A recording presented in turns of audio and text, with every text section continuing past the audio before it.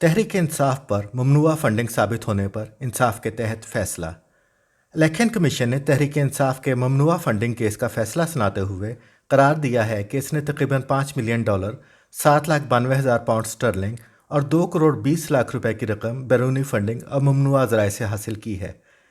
Election commission ने तहरीक इंसाफ को notice जारी किया है कि वजाहत करे कि इस फंडिंग को क्यों ना जब्त कर लिया जाए।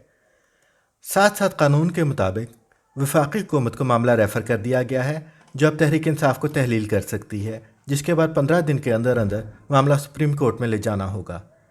इमरान खान के मुतालिक भी कहा गया है कि उन्होंने 2008 से लेकर 2013 तक फंडिंग की बहुत ज़्यादा गलत मालूमात फराहम की।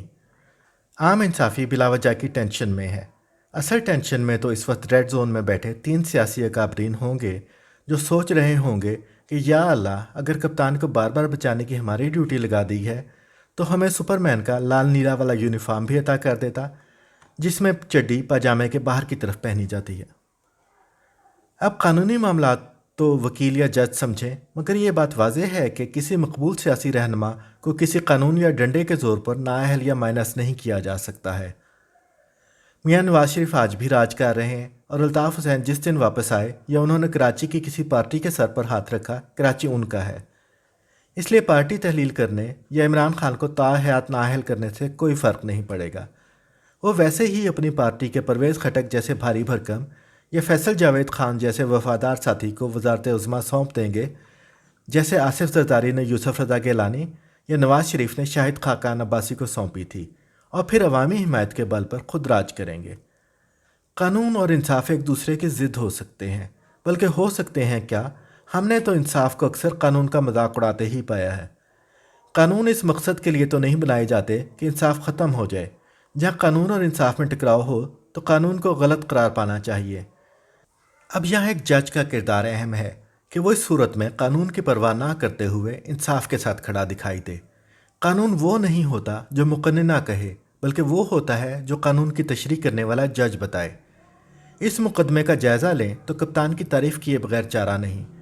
पहली बात तो ये है कि एक ऐसे वक्त में जब पाकिस्तान में डॉलरों की शदीद कमी थी, कप्तान अपने बलबूते पर इतने सारे डॉलर पाकिस्तानी मईशत में ले आया। डॉलर का रेट अगर 80 रुपये लगा लें तो ये रफली कोई $9 मिलियन की फ़ॉरेन फंडिंग बन जाती है।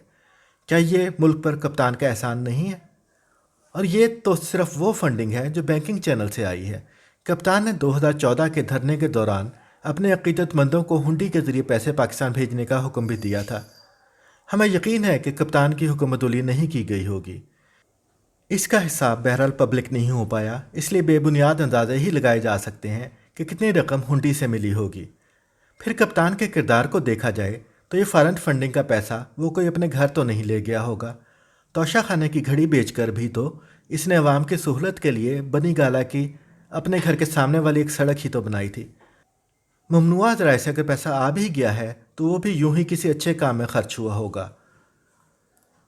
कानून अगर इस पर गिरफ्त करने लगे तो इसे अवाम की हिमायत तो हरगिज़ नहीं मिलेगी। अवाम आज भी सुल्ताना डाकू और रॉबिन हुड के फ़ैन हैं, जो बज़ाहिर गैर कानूनी तरीके से डाके डाल के पैसा इकट्ठा करते और अवाम पर खर्च करते थे। दर हकीकत वो अवाम की खिदमत की नीयत से अपनी जान खतरे में डाला करते थे। कानून चाहे जो भी कहे, लेकिन अवाम की नज़र में वो डाकू नहीं, हीरो हैं। कानून का तो हमें पता नहीं, लेकिन अगर हम एक इंसाफ पसंद जज हों और हमें लफ्ज़ी कानून नहीं बल्कि इंसाफ के तहत फ़ैसला करना हो, तो हम खुद को इस बात पर मजबूर पाएंगे कि कप्तान को ना सिर्फ बाइज़्ज़त बहाल करें, बल्कि इलेक्शन कमीशन को ऐसा फ़ैसला देने पर जुर्माना आयद करके रकम तहरीक इंसाफ के पार्टी फंड में जमा करवाने का हुक्म मेरिट पर दें। याद रहे कि अगर हम पहले किसी कानून या असूल की बुनियाद पर या किसी दूसरे सबब से जहाज़ बनकर किसी लाकानूनियत की गैर शऊरी तौर पर मुखालफत कर रहे थे, तो अब हम सही और मुफीद नुक्ता नज़र को अपनाने के लिए आज़ाद हैं।